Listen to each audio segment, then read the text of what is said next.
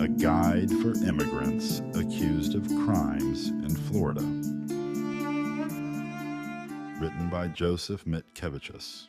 Plea Deals versus Trials. Special Considerations for Immigrants.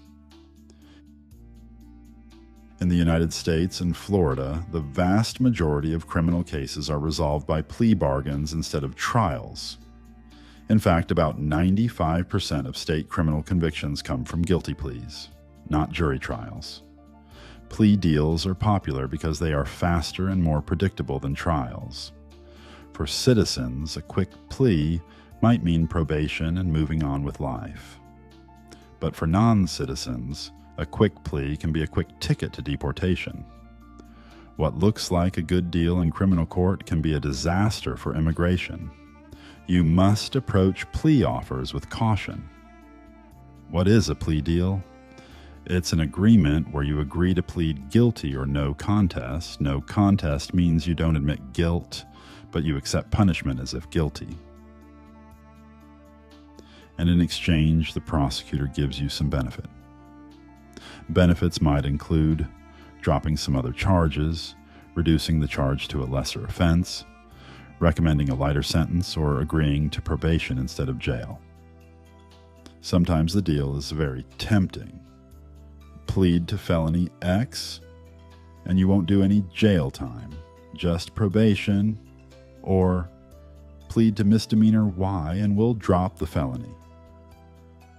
Why pleas can be dangerous for immigrants. A plea equals a conviction for immigration purposes. If you plead guilty or no contest to a charge and the judge orders any form of punishment, even just probation or a fine, immigration law treats that as a conviction. It doesn't matter if under state law the case is withheld or adjudication withheld, or even dismissed after a program. If you had to enter a plea of guilty or no contest, immigration sees it as a conviction. For example, in some Florida counties, to get into a pretrial diversion program, you must first plead no contest. They then dismiss the case after you complete the program. But for immigration, that dismissal doesn't erase the conviction. This catches many people by surprise. Even some lawyers and judges might not realize it. Certain convictions equals automatic deportation triggers. Immigration law has categories of offenses that make someone deportable or inadmissible, meaning you can't get a green card or re-enter the U.S. Two big categories are crimes involving moral turpitude, CIMT, and controlled substance offenses, and the most severe is aggravated felonies, a term in immigration law that doesn't always match the normal meaning of felony. If you plead to, say, a theft or fraud charge, which is a CIMT, and it's punishable by a year or more in jail, many felonies are, even if you get probation, you could be deportable. If you plead to any drug possession, even a small amount, except perhaps very small marijuana, you are generally deportable. If you plead to certain felonies, robbery, drug trafficking, many others, you might be an aggravated felon, and not only deportable, but barred from most forms of relief. Basically a fast-track deportation. The deal might prioritize speed over safety. Prosecutors and courts like plea deals because it clears cases quickly. But speed over scrutiny is bad for immigrants. A rushed deal might not take into account the hidden immigration bomb inside it. For a citizen, 1 year of probation for a minor felony is great. For a non-citizen, that same outcome could be an aggravated felony if the offense is on the list and the sentence is 1 year, even if suspended. In one real example, a lawful permanent resident named Luis was offered felony probation for a small bag of cocaine. No jail time. A citizen would take that in a heartbeat. But for Luis, that single plea would label him an aggravated felon under immigration law and make his deportation almost certain. Always ask, What will happen to me if I take this plea? No contest is not a safe way out. Some people think pleading no contest, nolo contendere, is better than guilty. Immigration treats them the same if there's punishment. Likewise, a withhold of adjudication in Florida, where you plead but the court withholds a formal conviction and often later dismisses the charge if you succeed on probation, is still a conviction for immigration if you had to plead and got any punishment. Don't be lulled by phrases like no conviction will be on your record. Maybe for background checks it's okay, but immigration looks at the actual behavior. Did you plead guilty or no contest? If yes, and there was some penalty, that's a conviction to them. When a trial might be worth it. Trials are risky. If you lose, you could face the full sentence and multiple charges. However, for immigrants, a trial loss might be no worse, or even better, than a plea bargain loss in some situations. If the only plea offer the prosecutor gives you will 100% get you deported, what do you have to lose by fighting? You might win the trial and then have no conviction. Best outcome. Even if you lose, you'd be deportable. But you were going to be deportable with the plea anyway. Example. Let's say you're charged with felony domestic battery, which can be a deportable CIMT, and also specifically a deportable offense if it involves domestic violence. The prosecutor offers to reduce it to a misdemeanor domestic battery with no jail. If you take it, you avoid jail, but you become deportable. A domestic violence conviction, even misdemeanor, can deport a non-citizen.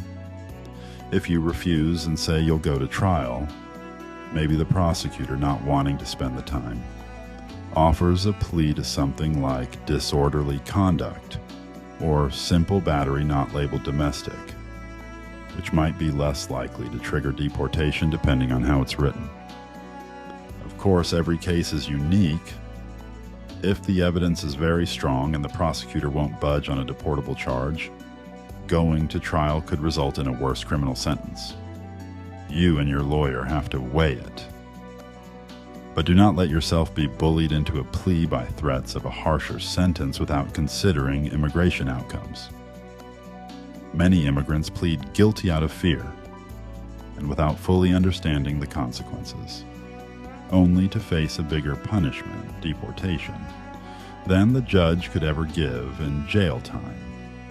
Good practices when considering a plea: make a list of questions for your lawyer about the plea. For instance, will this plea make me deportable? Will I be barred from ever getting a green card or citizenship? Is this offense a crime of moral turpitude? An aggravated felony? If I take this, will ICE detain me? Insist on clear answers. It might take the lawyer some research, that's okay. Ask if alternative pleas exist. Sometimes prosecutors don't care what you plead to, as long as you get some punishment. They might allow a different charge if your lawyer suggests it, especially if that charge is similar in criminal seriousness, but not harmful immigration-wise. Immigration law is quirky, e.g., theft with a 1-year possible sentence is deportable, but maybe criminal mischief could be not, depending on specifics. Consider time. If you are offered a deal that involves no jail, just probation, versus going to trial and risking years in prison, that's a hard choice. But if the trial risk is, say, 1 year in jail versus the plea gives probation, an immigrant might choose to fight, because even a year in jail is temporary, whereas deportation is permanent exile. On the other hand, if trial risk is 10 years in prison, might hesitate. It depends on your personal stakes and how badly a conviction would affect your immigration life. Padilla. Warning. Judges in Florida will often ask non-citizen defendants before accepting a plea, "You understand this could affect your immigration status?" And you must say yes.